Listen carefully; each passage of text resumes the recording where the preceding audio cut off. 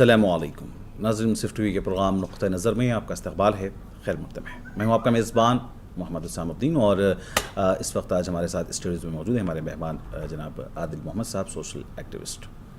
ناظرین، اس ملک میں صدیوں سے ذات پات کی بنیاد پر بھید بھاؤ کا سلسلہ چلا آ رہا ہے، اور ہمارے دلت بھائی اور کمزور طبقات اس کا نشانہ بنتے رہے ہیں. کسی نے ان کے درد کو سمجھنے اور اس کا مداوع کرنے کی کوشش نہیں کی. بہرحال ملک کی آزادی کے بعد یہ امید ہو چلی تھی کہ اب یہاں سب کے ساتھ مساوات برتی جائے گی اور کمزور طبقات کو بھی سر اٹھا کر جینے کا موقع ملے گا، کیونکہ دستور ہند میں اس کی ضمانت انہیں دی گئی تھی. لیکن افسوسناک طور پر ہم دیکھتے ہیں کہ آج بھی ملک کی وہی حالت ہے، اور دلتوں، پچھڑے طبقات اور مسلمانوں کو ظلم و ستم کا نشانہ بنایا جا رہا ہے. ملک میں حالیہ عرصے میں پیش آنے والے کچھ واقعات اس کا ثبوت ہیں. مثال کے طور پر گجرات میں ایک مردہ گائے کی کھال اتارنے پر دلت نوجوانوں کو جس طریقے سے بے رحمی کے ساتھ مارا پیٹا گیا، اور اسی طریقے سے ہریانہ کے ایک اسکول میں عید میلاد تقریب منعقد کرنے پر غنڈہ گردی کی گئی. سوال یہ پیدا ہوتا ہے کہ اس کے لیے کون ذمہ دار ہے، حکومت، پولیس یا پھر ہم سب؟ تو آج پروگرام نقطہ نظر میں ہم اسی موضوع پر گفتگو کریں گے کہ ملک میں ذات پات کی بنیاد پر صدیوں سے یہ جاری نفرت اور امتیازی سلوک کا خاتمہ آخر کس طرح ممکن ہے. جیسا کہ میں نے پروگرام کے آغاز میں کہا کہ اس وقت ہمارے ساتھ جناب عادل محمد صاحب، جو معروف سماجی جہدکار اور سوشل ایکٹیوسٹ ہیں، موجود ہیں. ان سے گفتگو کریں گے. سب سے پہلے تو عادل صاحب، آپ کا پروگرام میں استقبال کرتے ہیں، خیر مقدم کرتے ہیں. بہت شکریہ.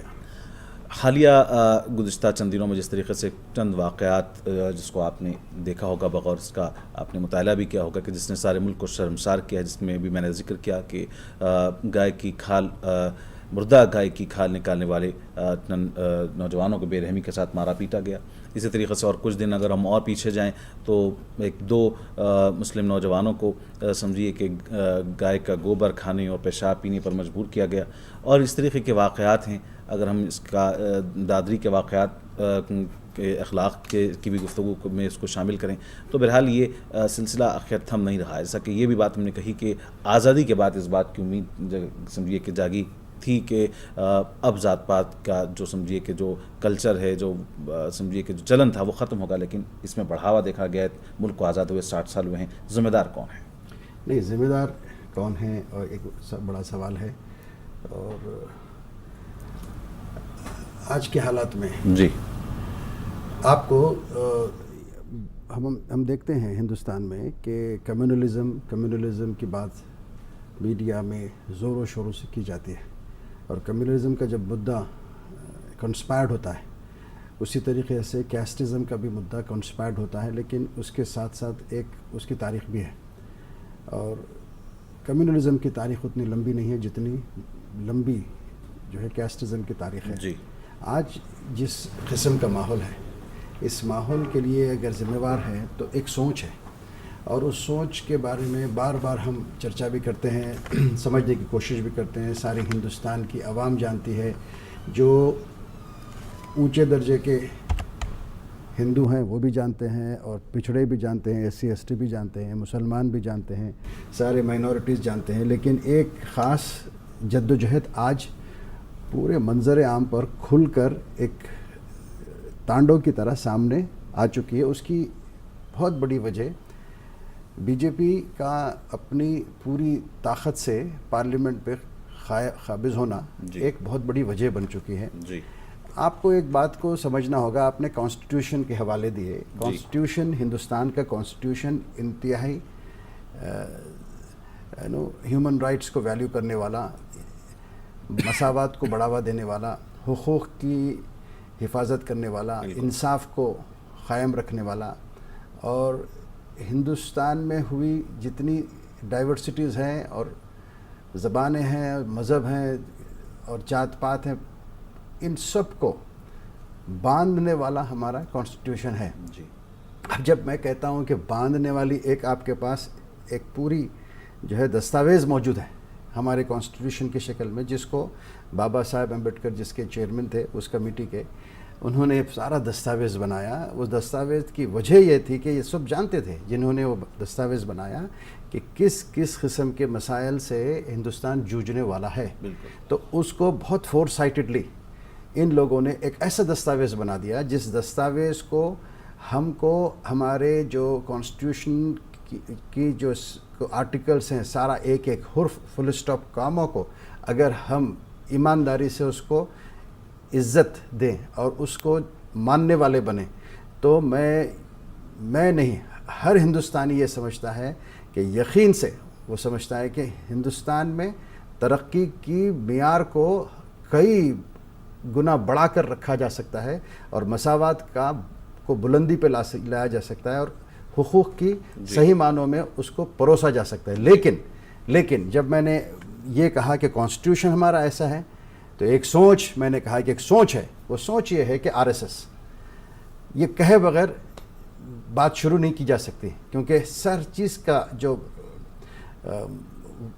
लुब्बे लबाब है वो वहीं से शुरू होता है। सोच अगर सही हो और इख्तिदार में जो लोग हैं वो सही हों, तो आपके मुल्क में आप जो है इन कॉन्स्टिट्यूशन की जो है आर्टिकल्स को और सारी उसकी बंदिशों को हम मानने वाले बनेंगे, वरना पूरा उखड़ जाएगा। जैसे एक बहुत बड़ा बंडी है 4 पहिए वाली, अगर उसके 2 पहिए उखड़ जाते हैं तो बंडी तो चलेगी नहीं, बैठे हुए लोगों को भी लुढ़का देगी। वो अगर 4 पहिए होते तो कॉन्स्टिट्यूशन पे चलने वाली अगर हमारी जो है सवारी होती, तो जो है मुल्क में हर किस्म की अच्छाई देखी जा सकती थी।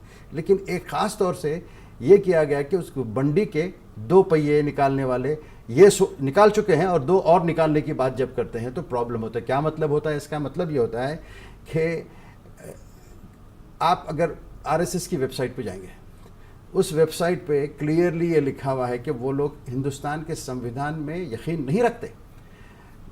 The organisation which is not registered, जिसका कोई अकाउंट उनसे नहीं पूछता, और ज़रूर वो लोग बहुत अच्छे काम करते होंगे, ज़रूर वो जो है समाज की सेवा करते हैं, लेकिन वो लोग वो हैं जो हिंदुस्तान के आईन को नहीं मानते, उनकी वेबसाइट पर दर्ज है। जब आप ये कहते हैं कि हम मानते ही नहीं, फिर आप ही की सोच कि एक सियासी पार्टी बीजेपी हुकूमत चलाने के लिए अपने प्रधानमंत्री को बनाकर पार्लियामेंट में चले जाती है, तो ये बिल्कुल कंप्लीटली इन लॉजिक है कि वो लोग जो उस सोच को बिलोंग करते हैं, जिस सोच को बिलोंग करते हैं, वो लोग एम्बोल्डन होते हैं। उन लोगों में एक ज़बरदस्त किस्म का जो है एक हिम्मत आ जाती है। उस हिम्मत का नज़ारा हम देख रहे हैं लास्ट पिछले 2 साल में, चाहे इंटॉलरेंस टुवर्ड्स राइटर्स हो। आदिल साहब ने कहा कि जी दस्तूर मौजूद है और दस्तूर में ये तमाम उसके आर्टिकल्स में ये हर्फ बल्कि उसका फुल स्टॉप और कामा भी गवाही देता है कि दस्तूर तमाम लोगों के लिए, हिंदुस्तान में बसने वालों के लिए एकसा है। लेकिन सोच में तब्दीली ये कैसे मुमकिन है, कब आएगी? सोच में तब्दीली ये एक अच्छा सवाल है। मैं इस पूरे आपके साथ डिस्कशन को बहुत मोतबर तरीके से एक अच्छी दिशा देने की कोशिश कर रहा हूँ, क्योंकि इससे एक बहुत ही सेंसिटिव सब्जेक्ट है। एक बात तो मैंने कह दी कि कम्युनलिज्म और कैस्टिज्म को हम जो है अलग कर नहीं देख सकते। उसकी क्या वजह है मैं आपको बताऊंगा। अब आपने पूछा कि इसको किस तरीके से हल किया जा सकता है। मैं समझता हूँ कि इसका हल करने का सिंपल और कंस्ट्रक्टिव और प्रॉपर तरीके 2 हैं। वो 2 तरीक़े वही हैं जो सदियों से माने गए हैं और हर समझदार समाज उसकी पैरवी करता है, उसको संभाल कर रखने की कोशिश करता है। वो ये हैं कि भेदभाव जो होता है, जैसे रिलीजियस डिवीज़न होता है, जैसे एक हिंदू है, मुसलमान है, सिख है, ईसाई। अगर मैं एक मुसलमान होते हुए अगर ये सोचने लगूँ कि मुसलमान ही सबसे अच्छा मज़हब है और यकीनन जो मज़हब को मानता है उसका फ़र्ज़ भी बनता है कि अपने मज़हब को माने और उसको अच्छा भी समझे, लेकिन मुझे कोई हक़ नहीं पहुंचता कि मैं किसी दूसरे मज़हब के बारे में कमतर सोचूं, बिल्कुल, या उसको जो है डिरोगेटिवली सोचूं। वो कहना तो बहुत दूर की बात है, मैं कहने की बात नहीं कर रहा हूँ, बिल्कुल सही। मैं अपने जहनों में भी उसका आदर करना मैं सीखूं और मैं उस आदर करने वाला बनूं। ये एक रिक्वायरमेंट है इंक्लूसिव सोसाइटी की। तो उसी तरीके से कैस्ट हैं, 5000 कैस्ट्स में इन्होंने डिवाइड कर दिया हिंदुओं को। नेशनल लेवल पर कुछ कैस्ट नज़र आते हैं, स्टेट्स पे चले जाते हैं तो कुछ कैस्ट नज़र आते हैं, नॉर्थ ईस्ट में चले जाते हैं तो कुछ कैस्ट, यानी हर लेवल पर इन्होंने अपने ही पेड़ को, अगर मैं कहूँ एक हिंदू को, अगर हिंदुइज़्म को अगर मैं पेड़ का एग्जाम्पल बताकर आपको समझाने की कोशिश करूँ, उन्होंने हर पेड़ की हर रूट को अलग कर दिया اور اس جھاڑ کی ہر ڈالی کو الگ نام دے دیا, اس ہر ڈالی کو الگ الگ کر دیا, لیکن یہ بھول گئے کہ یہ ڈالیاں, یہ پیڑ اور جو ہے روٹس ایک ہی پیڑ کی شخص ایک ہی پیڑ میں جڑتے ہیں, لیکن ان پیڑوں کو انہوں نے پیڑ پر رکھ کر ہی اس کو کاٹنے کا کام کیا. انہوں نے اس پیڑ کو کاٹ کر چھوٹی چھوٹی ڈالیوں اور چھوٹی چھوٹی جو ہے روٹس میں بنا دیا, ان کو کیسٹ میں بنا دیا, اور کیسٹ میں پھر یہ ڈالنا شروع کر دیا کہ یہ کیسٹ اس کیسٹ سے نیچے ہے, یہ کیسٹ اس کیسٹ سے اوپر ہے, اور وہ تفریقہ جو ہے کیسٹ کا سپیریارٹی کمپلیکس وہ آنے سے ڈیویژن ہو چکا ہے. سوال یہ ہے کہ کیسٹزم اور ذات پات یہ تو سمجھیے کہ صدیوں سے اس ملک میں چلا رہا ہے, لیکن ہم نے کہا کہ دستور نے جو سمجھیے کہ ضمانت دی تھی سب کو یکساں مواقع ملیں گے, اس کے بعد پھر جو مزید تقسیم ہوئی ہے کیا یہ سیاسی تقسیم سے قرار دیں گے جس طریقے سے آپ نے کہا؟ بالکل سیاسی مانا جائے گا, لیکن میں نے آپ کو اس کی صحیح وجہ بتا دیا نا. آر ایس ایس مانتی ہی نہیں کہ کانسٹیٹیوشن کو مانا جائے, اور آر ایس ایس کے گووندچاری جو پرانے اسٹالورڈز رہے ہیں, اب آج ہو سکتا ہے ان کی کچھ انبن ہوئی ہو, لیکن انہوں نے پھر اسی سال میں ایک اسٹیٹمنٹ دے دیا کہ ہم جو ہے we will definitely alter the constitution and rewrite it. جب ایک سوچ اور ایک پولیٹیکل آؤٹ فٹ جس کی سیاست جو ہے اتنی بڑی چل رہی ہے اس دیش میں, وہ خود اگر کہتی ہے کہ میں کانسٹیٹیوشن کو پھر سے لکھنے والا ہوں, ہم کانسٹیٹیوشن کو مانتے ہی نہیں, اس کو پھر ری رائٹ کریں گے. اور کب کہتے ہیں یہ پردھان منتری ہیں, یہ منسٹرز ہیں, چاہے وہ کسی بھی پولیٹیکل پارٹی کے رہے ہوں, چاہے کسی اسٹیٹ کے رہے ہوں, ان سب کا کیا ہوتا ہے, اوتھ ٹیکنگ کیا ہوتی ہے؟ اوتھ ٹیکنگ وہ ہوتی ہے کہ ہم کو سمویدھان پر شپث لیتے ہیں. وہ لوگ سمویدھان کو پروٹیکٹ کرنے والے بنتے ہیں, سمویدھان میں لکھی ہوئی ہر بات کو ماننے والے بنتے ہیں, اور یہ بھی کہتے ہیں کہ ہم اس کو مانتے بھی ہیں اور اس کے لیے کھڑے بھی رہیں گے, اس کو امپلیمنٹ بھی کریں گے. جو لوگ اس کے خلاف آواز اٹھائیں گے ہم اس کو بھی روکیں گے اور ہم اس کا ہاتھ پکڑ لیں گے. مجھے آج سوال کرنے کے لیے ضرورت یہ ہے کہ آج وہ شپث ان لوگوں نے جو لی تھی, ان شپثوں کا کیا ہوا؟ اگر یہ شپثوں سے ہٹ جاتے ہیں, کیا یہ اس اقتدار میں اس کرسیوں پہ بیٹھنے کے قابل ہیں یا نہیں؟ میں سمجھتا ہوں کہ کرسیوں کے ساتھ غداری کرتے ہیں. تو یہ سمویدھان کی اور جو ہے جنگ ہے سمویدھان کی اور اس ایڈیالوجی کی جو سمویدھان پر ایک خطرہ بن کر منڈراتی ہے. تو یہ تو پالیٹکس, اسی کا نام پالیٹکس ہے. یہ آپ جو پالیٹکس کی بات کر رہے ہیں, میں یقین سے کہتا ہوں پالیٹکس جو ہے politics is of divide, hate, fear. اور یہ کانسپریسی ہے. ہندوستان میں سیاست ایک کانسپریسی کی طرح چلتی ہے, ووٹ بینک کی سیاست, اور ان لوگوں کی سیاست جو ڈبوں میں بانٹ دیتے ہیں. میں نے کئی بار کہا مسلمانوں کو بانٹ دیتے ہیں, مسلمان ہوتے ہوئے مسلمانوں کو بانٹنے کی کوشش کی جاتی ہے, ہندوؤں کو کیسٹ کی بنیاد پہ بانٹ دیتے ہیں, اپر کیسٹ کی بنیاد پہ بانٹ دیتے ہیں. تو بانٹ کر انہوں نے دیش کو رکھا ہی نہیں, دیش کو تو بند کمروں میں, چھوٹے چھوٹے اندھیرے کمروں میں انہوں نے ڈھکیل دیا. اور ان کمروں میں چھوٹی سی لائٹ لگا کر ہر الیکشن پر ان کمروں کی ساری طاقت کو اپنے ڈبے میں کھینچنے کی سیاست کرتے ہیں. اور اس کے ہتھ کنڈے سارے سیاسی ہتھ کنڈے بھی ہوتے ہیں, اور وہ سیاسی ہتھ کنڈے اسی راستے سے جاتے ہیں جس راستے کی ہم بات کر رہے ہیں, وہ ہے کمیونلزم اینڈ کیسٹزم. اسی لیے میں کہتا ہوں کیسٹزم کمز فرام سپیریورٹی کمپلیکسز. جب میں دوسرے کو برابر کا نہیں سمجھوں گا تو میرے اندر نفرتیں جاگیں گی اور وہاں سے کانفلکٹ ہوتا ہے. اسی طریقے سے مذہب کو میں اپنے مذہب کے برابر, اپنا مذہب کو زیادہ اونچا سمجھوں گا اور دوسروں کو حقیر سمجھوں گا, تو وہاں سے ایک نفرتیں شروع ہوتی ہے اور کمیونلزم شروع ہوتا ہے. لیکن یہ تو ایک سائیکالوجیکل بات ہوئی, اب ہے پولیٹیکل بات. اس سائیکالوجیکل فیکٹ کو انہوں نے بہت اچھی طریقے سے اس کو ابھار کر اور توڑ مڑوڑ کر ایسے پیش کرنا شروع کر دیا. انڈیپینڈنٹ انڈیا میں کانسٹیٹیوشن ایک طرف رہ گیا, سیاست آگے نکل گئی اور کانسٹیٹیوشن کو پیچھے ان لوگوں نے چھوڑ دیا. عادل صاحب, ہم بہرحال اس بات سے متفق ضرور ہیں کہ جس طریقے سے ملک میں اس وقت حالات دیکھے جا رہے ہیں وہ یہی اشارہ دیتے ہیں کہ دستور کو پیچھے رکھ کر سیاست آگے بڑھ رہی ہے. لیکن کیا یہ ایک خطرہ یا سوالیہ نشان نہیں ہے کہ آنے والا وقت ملک کے لیے کس طریقے کی سمجھیے کہ نشاندہی کر رہا ہے اور کس طرف ملک بڑھ رہا ہے؟ ناظرین, گفتگو کا سلسلہ اس اہم موضوع پر جاری رہے گا. عادل محمد صاحب ہمارے ساتھ ہیں, لیکن وقت تو چلا ایک مختصر سے وقفے کا. لوٹتے ہیں بریک کے بعد.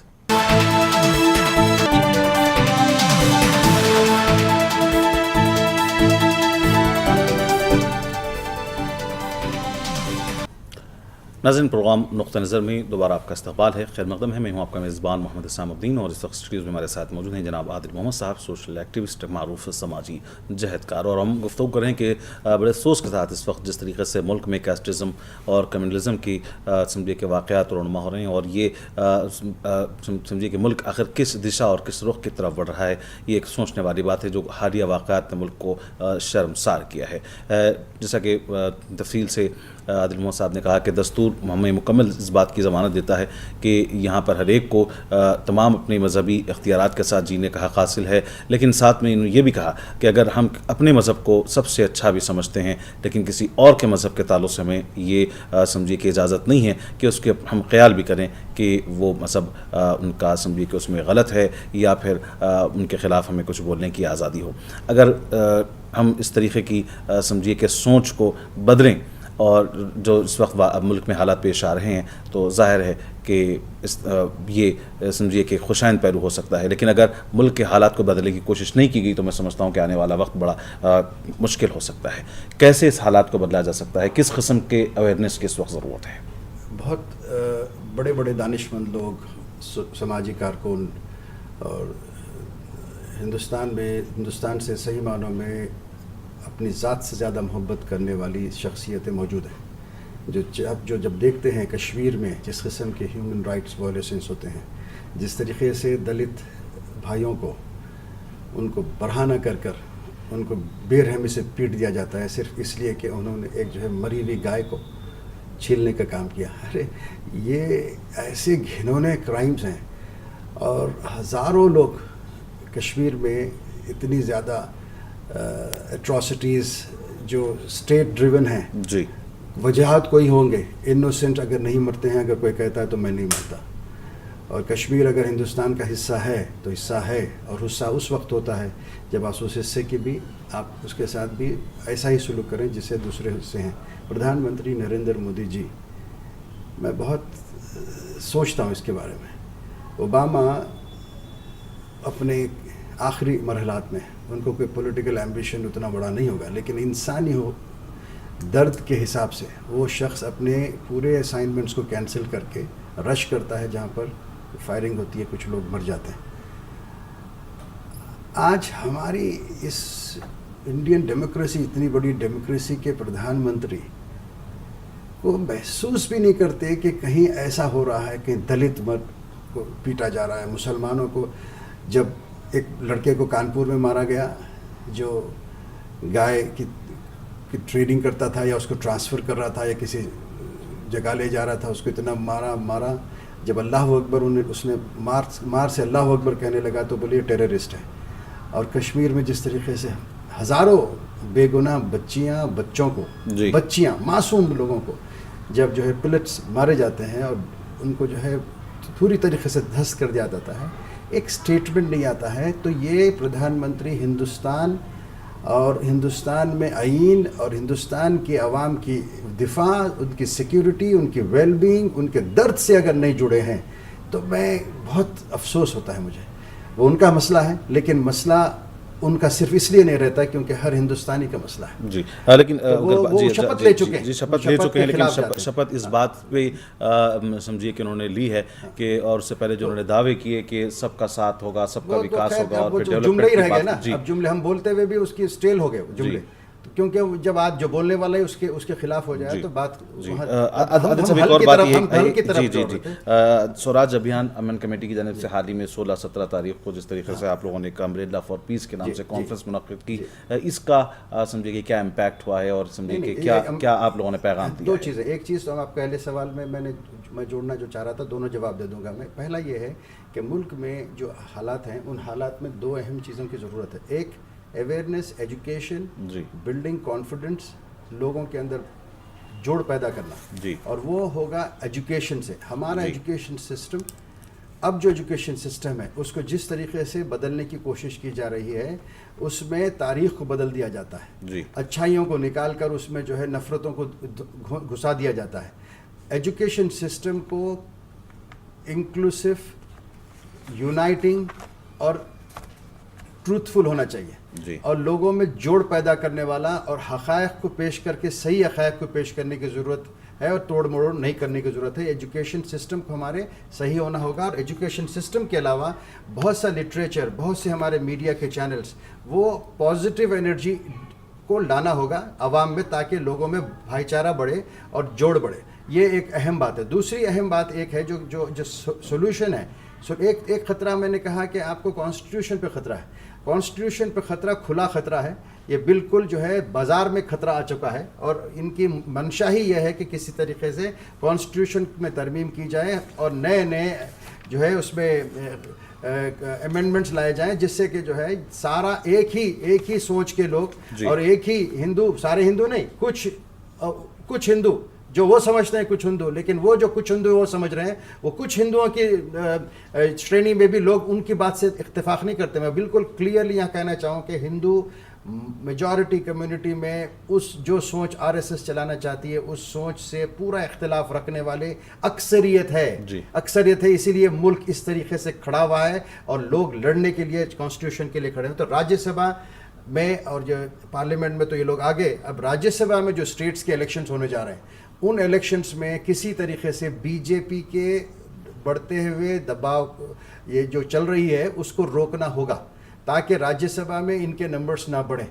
اگر راجیہ سبھا میں نمبرز بڑھیں گے تو وہ خطرہ, جو میں اس خطرے کی بات کر رہا ہوں کانسٹیٹیوشن کو ترمیم کی, وہ خطرہ بہت بڑا ہو جائے گا. اور یہ بہت ممکن ہے کہ یہ لوگ اپنی یہ جو فتنے والی سیاست ہے اور یہ کانسٹیٹیوشن پوری جس پہ انہوں نے شپث لی اسی سے غداری کی جو بات ہے, وہ اس کو کرنے میں چوکیں گے نہیں. یہ لوگ کام کریں گے تو یہ کام ہے. اسی بات کو مد نظر رکھتے ہوئے ہم بھی میں نے سوال کیا کہ سوراج ابھیان کمیٹی کی جانب سے جو کانفرنس, اس میں کیا پیغام آپ نے دیا؟ میں اس پہ آ رہا ہوں. تو ہم جو 16-17 کی ہماری امبریلا فار پیس کا ایک بہت بڑا ایونٹ ہوا وارانسی میں, نریندر مودی جی کی کانسٹیٹوینسی میں ہم نے اگار لگائی. وہ یہ کہا کہ نفرتوں کے لیے جگہ ہندوستان میں نہیں, جی, اور ہر طرح سے ہم کو ان کی جو سیاست ہے نا, politics of hate divide and fair, میں پہلے کہتا تھا politics of hate and divide, نفرت پیدا کرو اور جو ہے لوگوں کو بانٹ دو. یہ تو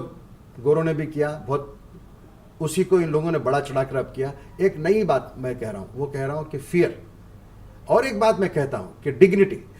یہ اس حد تک پہنچ گئی ہے سیاست 2 سال میں کہ ڈر, خوف, فیئر پیدا کرتے ہیں, ڈیوائڈ, ہیٹ اینڈ فیئر, اس کے ساتھ ساتھ ڈگنیٹی پہ وار کرتے ہیں. جیسے ایک واقعہ آپ نے دیکھا ہوگا کہ 2 مسلمان لوگوں کو زبردستی جو ہے گائے کا جو ہے اس کی جو غلاظت ہوتی ہے اس کو کھانے پہ مجبور کیا. انسان کی ڈگنیٹی کے لیے کانسٹیٹیوشن بالکل ایک دم اسٹرانگلی کھڑا رہتا ہے. اور ساری دنیا میں اگر کسی چیز کی اہمیت, بیسک اہمیت ہے جس پہ کہیں کنٹروورسی نہیں ہے اور پوری طریقے سے سہمتی اور یونانیمسلی سہمتی, وہ ہے انسان کی ہستی, اس کی ڈگنیٹی, اس کی حفاظت کرو. انسان ہے, انسان اشرف المخلوقہ جیسے ہم کہتے ہیں. انسانوں کو شرمندہ کرنے کی جو بات ہے وہ بہت اس حد تک کہ لوگ جاتے ہیں. سوراج ابھیان کی جو لاسٹ ہماری 2 دن کے بہت ہی کامیاب میٹنگ ہوئی, جہاں پر دیش بھر سے ڈیلیگیشنز آئے, وہاں پر ہم نے ایک بہت بڑا وہ کیا کہ عزم کیا کہ ہم UP میں جو الیکشنز ہونے والے ہیں, ان الیکشنز میں ہم سوراج ابھیان کے والنٹیئرز کو وہاں پر ٹریننگ دیں گے, اور آنے والے 1 مہینے میں ہماری UP کی اکائی وہاں والنٹیئرز کو تیار کرے گی. امن کمیٹی UP اور امن کمیٹی نیشنل, ہندوستان کے نامچین ایکٹیوسٹ اور جو ہے سوشل آرگنائزیشنز, جن میں تیستا ستلوات بھی جڑی ہیں, شبنم ہاشمی جڑی ہیں, رام پنیانی جڑے ہیں, عرفان مصطفیٰ جڑے ہیں, اور ہماری ساری لیڈرشپ پرشانت بھوشن جی کی اگوائی میں, یوگیندر یادو, آنند کمار جی, ہم سب ساتھی دیش بھر سے لوگ, میں کہہ رہا ہوں ڈیلیگیشنز پہ اپنا پیسہ لگا کر وہاں آئے. ہم نے ایک عزم لیا کہ ہم ان جگہوں پر جا کر UP میں یہ کوشش ضرور کریں گے آنے والے 3 مہینے 6 مہینے میں کہ وہاں پر کسی قسم کا دنگا اگر ہوتا ہے تو اس کو روکیں گے, امن کے لیے کام کریں گے, اور لاسٹ 3 مہینوں میں ہم ایک امن یاترا نکالیں گے جس سے پیغام پہنچائیں گے. ہم سترک رہیں گے, میڈیا کے پاس جائیں گے, مانیٹر کریں گے.